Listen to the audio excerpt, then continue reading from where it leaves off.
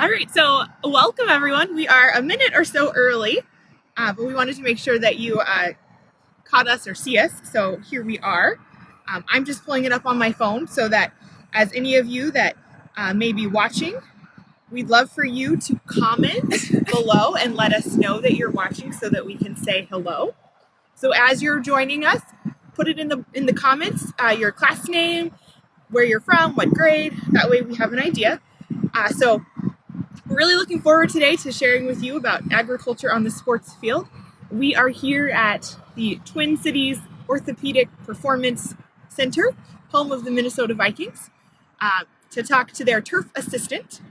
So we'll give it another minute or two and let folks join us before we bring in our expert for the day, our turf assistant.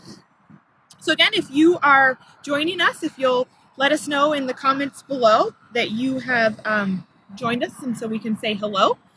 It is 10 a.m. now, so just another minute or so.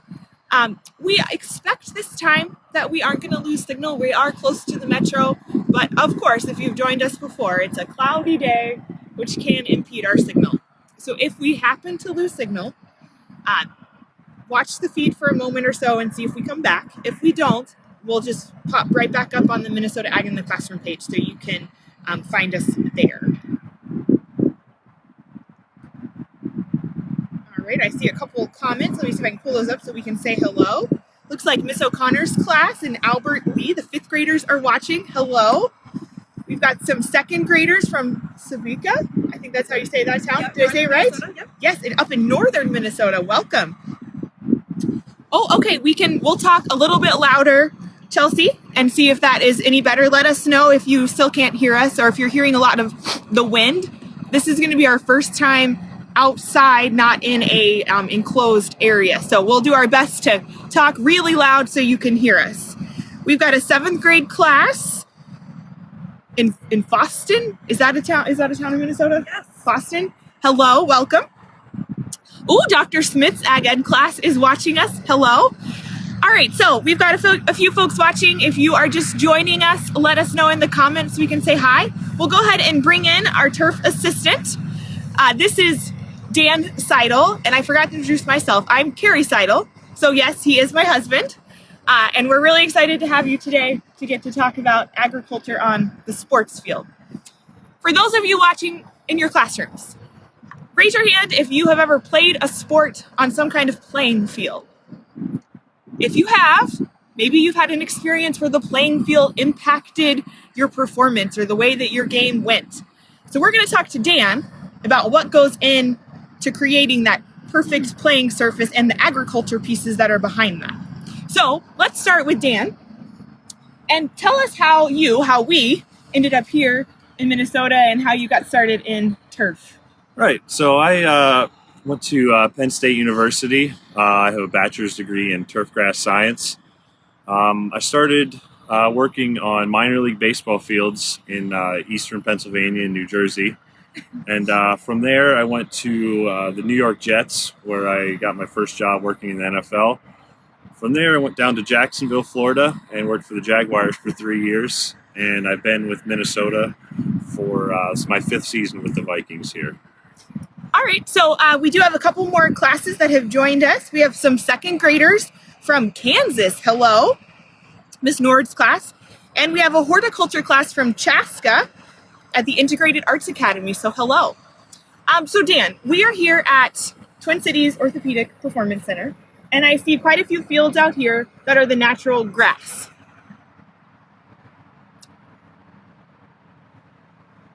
But most of us, if we've watched a Vikings game or not, know that U.S. Bank is artificial. So tell us why there's artificial and why there's natural. Right. So here we have 4 natural grass fields outdoors. We also have 2 artificial turf fields. One is located indoors and one is outside. The players prefer to play on the grass fields, so that's where we practice most of the time, anytime it's not raining or snowing typically. The stadium artificial turf is mainly because we're playing indoors. That does not allow us to grow the grass indoors.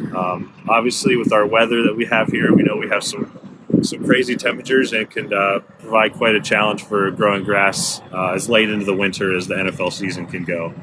Okay. So, Dan, would you say then that your crop, since we are ag in the classroom, your crop is a safe natural grass playing field? Yes, that's correct. That's what we shoot for. Our number one priority here is player safety.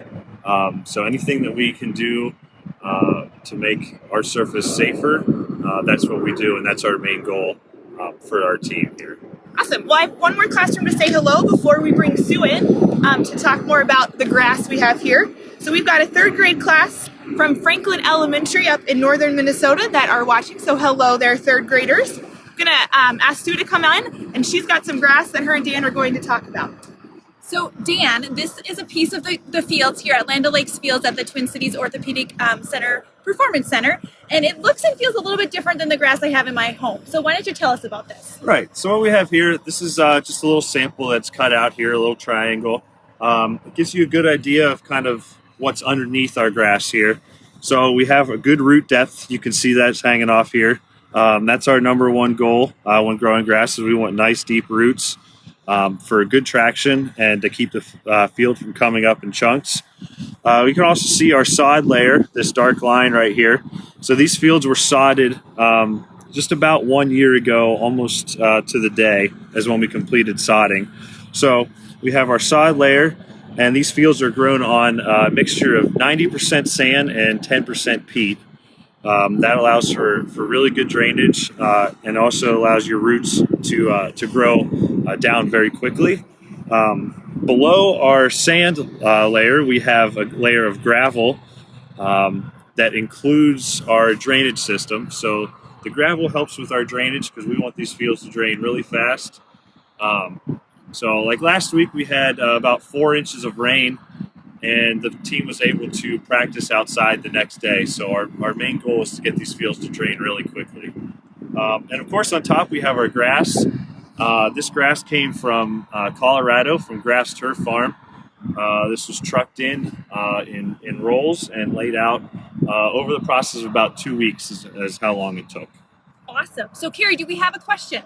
Well, Sue, I forgot to say, if you're watching and you've got a question about the grass or what it's sitting on, the sand, the sod, put that question in the comments and I'll pop back in and ask.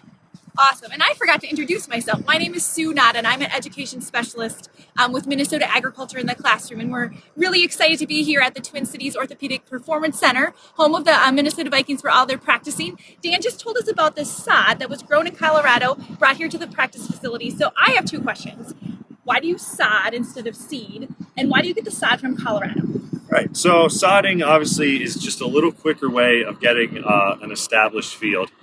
We had definitely looked into seeding these fields, but with the time restraints that we had, and we knew sodding last fall, we had to get these fields prepared for spring practice. So pretty much our only option was to bring in sod and lay this out.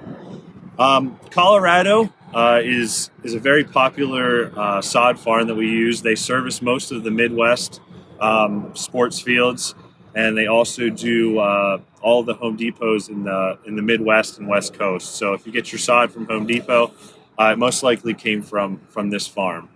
So I think we have a question here. We do.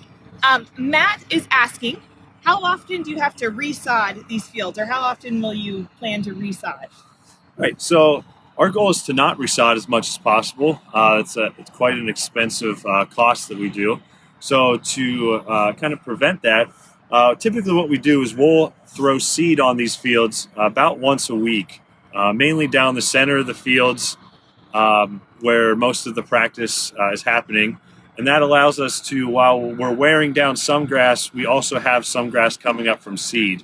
So I guess typically we're looking to get about 6 to 7 years out of these fields before we had to resod them. And they've been here 1 year, correct? Correct. Last we sodded, the block that we're standing on actually was sodded at the beginning of August. And then our other 2 fields to the north of us here were sodded in the middle of September. Okay, awesome. More questions. Keep them coming. Please ask questions. We're excited to share with you. This one might be a stumper. I don't know if you're going to know the answer. Mr. Zander's class from Farmington Extended Campus, they would like to know how many square feet of grass is used here at the Performance Center. Okay. So, Oh, not a stumper. He knows. He knows. well, someone's going to have to do the math for me. We have 2 blocks of fields. Each block is 410 feet by 410 feet, so it's a perfect square. So if someone would like to do that math, it should be about 380 to 400,000 square feet. That's not exact, but you can do the math. If anybody wants to calculate that, put it in the comments and we'll give you a special prize if you get it exactly correct. Okay, and we've got 2 more questions. All right, awesome. Chelsea's class is asking, when will the grass go dormant in the winter? And then we have another question follow-up to that is how do you keep the grass so green? Right. So first of all, the dormancy in the winter, that is all based on Mother Nature. So when our soil temperatures in our soil start to drop down into the 40s, into the 30s, and then we try not to get, hopefully we don't get any lower than that. That is when our field will start to go dormant. So that is all based on Mother Nature. It's not really anything we can control, except we try to do that. So on our north block of fields that we have over here, we actually have an underground heating system in the fields. And the goal of that is to keep the field from freezing and going dormant at our control. And that allows the team to practice on a field in the winter months that's not frozen, which would be very unsafe. So that's why we have that heating system. We do not want to prevent the fields from going into dormancy. So after the football season, we will shut down our heating system to allow our fields to go naturally through dormancy, as to not kind of trick them into their new growing season. And the greenness, is that just the variety of grass? So part of it is the variety of grass. So we have actually within this little chunk here, we have 5 different varieties of Kentucky bluegrass. They all serve a different purpose. One of the biggest things that we look for is an early spring green up, so something that's going to turn green really quick in the spring, and something that will stay green well into the fall. So that's part of it. We also have a very aggressive fertilization plan that we do here, and that helps us keep our fields looking this green this late in the season. So let's talk some more about that fertilization and maintenance, and then I think we have a couple more questions, but we're going to transition to the shop where some of your equipment is stored. So follow along with us. We'll walk slowly, hopefully, so you don't get dizzy, but Carrie will ask a question as we go, and then we'll talk about maintenance. All right, so Tommy is asking what type of grass is used, and is that specific to athletic use?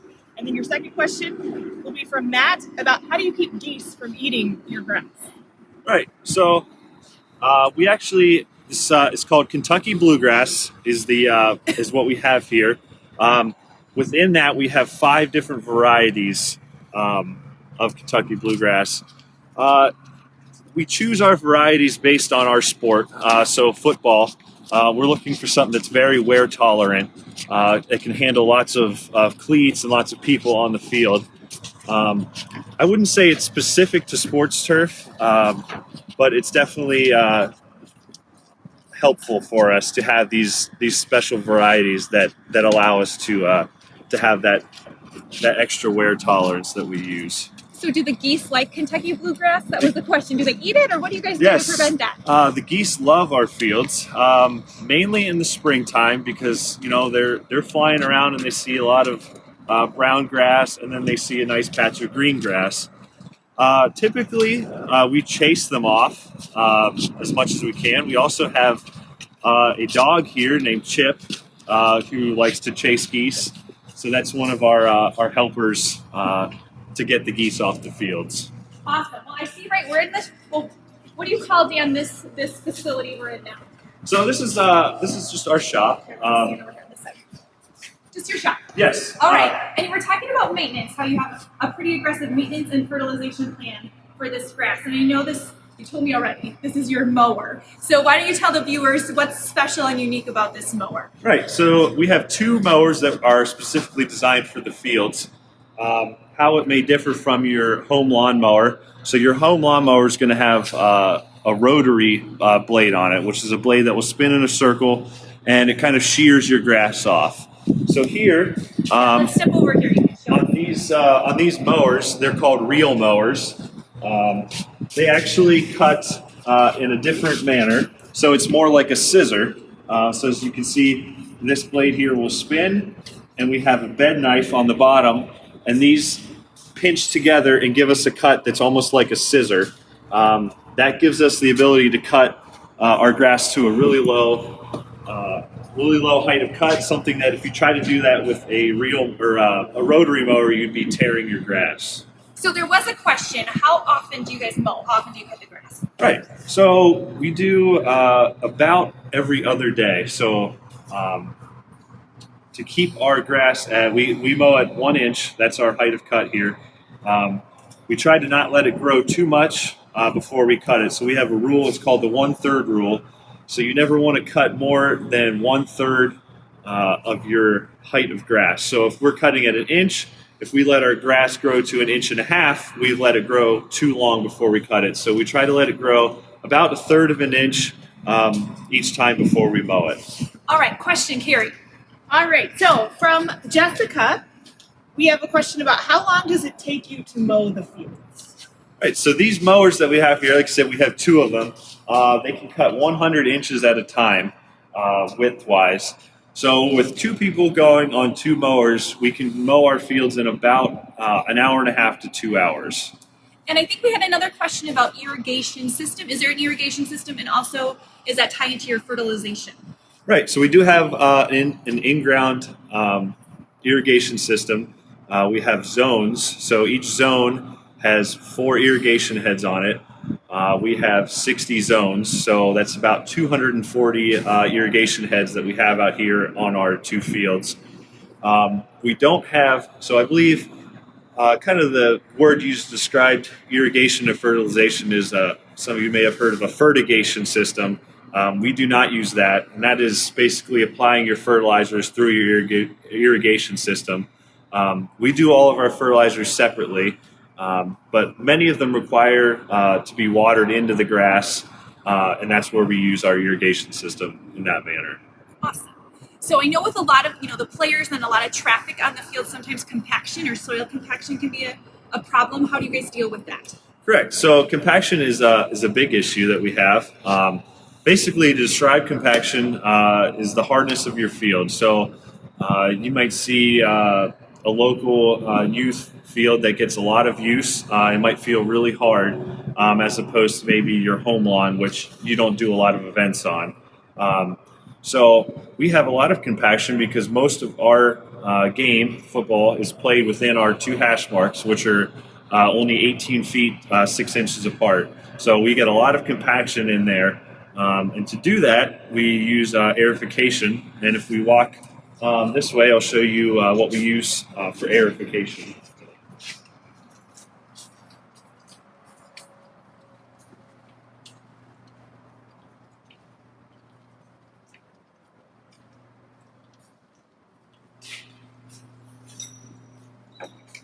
So here we have our aerifier.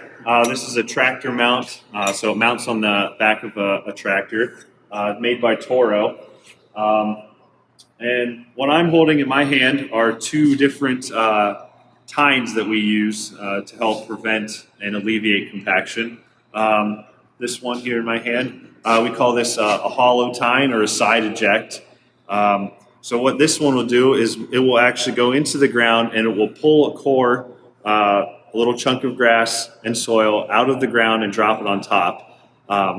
From there, we will collect that and we would fill that hole with sand. So on this one here is just a solid tine or needle tine. This punches a hole directly into the ground without pulling anything up. Both these tines serve the same purpose. Typically, this hollow tine, one that leaves the cores on the ground, we'll do this one only when we have a lot of time because this is it's very aggressive on the fields, and you don't want teams coming out to practice while you've got cores laying on the ground or where you've got holes in the ground. We use these needle tines or solid tines when we have during season, basically, so we can aerify our fields on a Thursday or a Friday, and they can come back out and practice on a Monday. So soil compaction, you use air fire to prevent that. I know there's also diseases and insects and pests that can sometimes affect grass. What do you do to prevent those from destroying the fields? Right. So disease is one of our top things that we look out for. We use a lot of fungicides. I guess not a lot. We use them as needed. So we know the conditions for certain diseases. So some of them may be hot, humid, wet weather is prime time for certain disease. And then also in the fall, this weather we're having right now, where it's cool and wet, is also another time that we can get disease. So we do apply fungicides on our fields. We also try to change our mowing schedules. If we know we have a lot of disease pressure coming up, we'll kind of back off on our mowing schedule to not put so much stress on the grass. Okay, well, Carrie tells me we have a lot of questions. Thank you so much for submitting them. If we don't ask them during the live stream, we'll try to type in the answers, but we have a couple we're going to ask right now. Yep. So here's a great question. How many employees are needed for you to be able to take care of all of those fields? Right, so we have 5 full-time employees with us right now. Like I said, I'm the assistant, my boss, and then we have 3 other guys that are here on a full-time basis. We typically take 1 to 2 interns per year. So anyone that is in college, enrolled in a program. This year, we actually in the summer we had a high school kid that was interested in possibly pursuing this field, and we had him come work with us for about a month and try to learn a few things. So it's a big staff. It's definitely not a one-man job, and we're always looking to grow our staff. But right now we're at 5 people. Here's a question about your lawn mowers from Ann. Do you know the horsepower of your fancy mowers there? I probably should, but I do not off the top of my head. No worries. I will say it's not a lot. So these are not Tier 4 engines. I guess if you're asking about horsepower, you probably know a little bit about diesel engines. These are not Tier 4 engines, so they're not within those horsepower limits, but somewhere around 50 horsepower is what will run this machine. And it's also hydraulically driven, so all the reels are driven by hydraulics, which runs off that horsepower. Okay. All right, we're going to go with 2 more questions right now. This is a quick one from Jessica. How do you fix the divots in the turf? So tell us what a divot is and then how you fix that. Right, so a divot, sports turf, golf turf, kind of the same thing. When you have a chunk of grass come out of the ground, if you try to put that back where it was, it's probably not going to take right away like you would want it. So what we do, we have a mixture that we make up. We have sand, seed, and a little bit of fertilizer. So after a practice, we'll go out and we'll fill divots on the field with this sand, seed, and fertilizer mixture. And that gives them a safe surface to play on. And then it also has some seed in it, which will eventually grow and replace that chunk that came out. All right, so this will be our last question for right now. If you have any more burning questions, go ahead and put them in there and we'll try to get to them in our broadcast. So Wanda asked, what is your biggest challenge in maintaining the safe playing surface? I'd say your biggest challenge, I'd say 2 maybe. Number 1 would obviously be the weather. So the weather determines when we do things, how often we can do them, if we can even be outside for a day. So that would be number 1. And number 2 would just be the challenge of working with a football team. So these guys want to be, they need to practice, so they want to be outside as much as possible. But we don't want them outside too much to where they're making the fields unsafe, which is part of the reason why we have 4 fields out here as opposed to our old facility where we only had 2. So we have a lot more room to move teams around and practice in different locations so they're not wearing down one spot all the time. I would say that weather challenge, any farmer in Minnesota, whether they're growing grass or corn or wheat, they would say that's probably one of their challenges. So there's some similarities. Dan, you mentioned that a high school student was an intern here. What advice would you offer to that high school, college students, or even younger, if they are interested in the turf industry as a job? Right. Yeah, like I said, we had a high school kid, and we tried to get our college students in that have some experience as much as possible. My biggest advice would just be to just get out and get some experience. Doesn't have to be with a professional football team or anything like that. A lot of the people that I talk to that have gotten into this industry, they start mowing lawns in their neighborhood. That's how they got started in the business. It's something that they enjoy, something that they liked, and they looked into it further and decided to study that in college. And there's a lot more turf grass science. Anytime I tell someone that was my major, they kind of look at me with a strange look as not knowing that existed. But it's in a lot of schools, a lot more than you might think. So a lot of schools, if you have a Department of Ag, they most likely have a turf grass program or a horticulture program, something that will get you the experience that you need and education that you need to get into the field. Excellent. One final question I think Carrie has. All right, one final question, and Dan's supervisor is in fact watching right now, so make sure you have the right answer here. One of our classes is asking, has anything gone wrong or broken with your mowers or equipment this year that was a big headache? We're actually really lucky in that sense, in that we have a great partner with Toro. As you can see, most of our equipment here is all red, so all Toro. Toro is located about 7 miles to the west of us, so really close. And with that deal that we have, we are able to have new equipment very frequently. So these mowers that you see behind us here only will have about 50 or 60 hours on them during the season, which is basically a brand new piece of equipment. This aerifier that I showed you earlier is brand new to us this year, and it's been used twice so far, and we're looking to get out probably within the next few weeks to do another aerification. So with that, we do have a great relationship with Toro, and it allows us to have new equipment that will keep us from losing days to broken down equipment. Well, that sounds a great partnership. And we're lucky to have this partnership with you, that you are Carrie's husband and willing to tell us all of your information about Twin Cities Orthopedic Performance Center here. We thank all of you guys for watching. We know we didn't get to answer all your questions, but like I said, we'll try to type some in those comments, so check back later. And we will get this video on our Facebook page and potentially our YouTube channel, so you can watch it at a later date. But thanks again, Dan, for hosting us, for sharing all of your knowledge. Thank you, viewers, for watching. Mark your calendars. Our next virtual field trip is going to be to a Minnesota turkey farm the Tuesday before Thanksgiving, which is November 20th. So we'll give you more details in the future, but thanks again and have a great Tuesday.